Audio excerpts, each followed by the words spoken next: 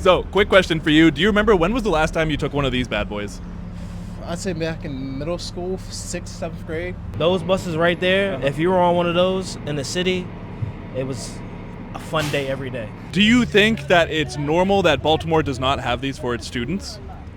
No, I don't think that's normal. No. Believe it or not, Baltimore does not provide yellow buses like this to most middle school and high school students in this city.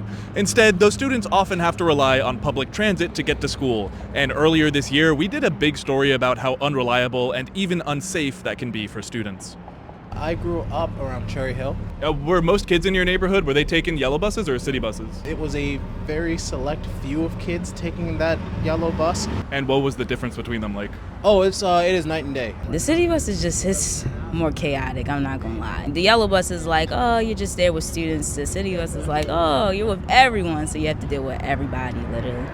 This problem has only gotten worse in the last couple of decades as Baltimore has something called school choice, which basically means students don't just go to the closest middle school or high school near them. Instead, they are zipping around and across the city to whatever school they prefer. But the big question is, why doesn't Baltimore have a dedicated bus system for students, especially if they're letting kids choose schools on the other side of the city? Now, for decades, officials have said it would simply be too expensive for Baltimore to have its own dedicated yellow bus system. But we wanted to test that. So we took all of the bus route data that we analyzed for our previous story, and we gave it to a consulting firm that has designed yellow bus systems for cities like Denver, Colorado. And their analysis found that Baltimore could have its own dedicated yellow bus system for students for about $85 million a year.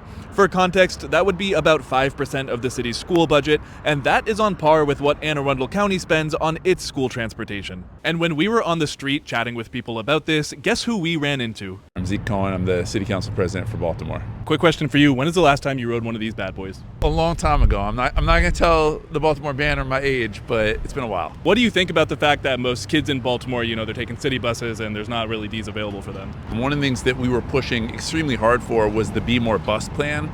Okay, so the Be More bus plan, for context, is something that has already been proposed by the state.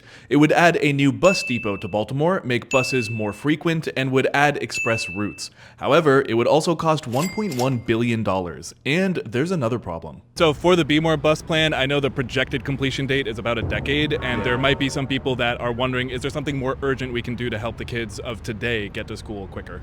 Yeah, I would actually say that I think actually getting the MTA to fund and support that plan in a much faster timeline should be our priority. Step 2 is give us our red line. I do believe they should have their own bus, even if that means they should have like their own city bus that only picks up school kids every so often in the day. The buses need to be on time. The buses are never on time. If Baltimore doesn't find a solution soon to get students to school safely and on time, it means yet another generation will be left waiting and waiting and waiting for the bus. If you want to see all the details from this analysis, including how many yellow buses it would take to serve all the students in Baltimore, you can click the link in our bio.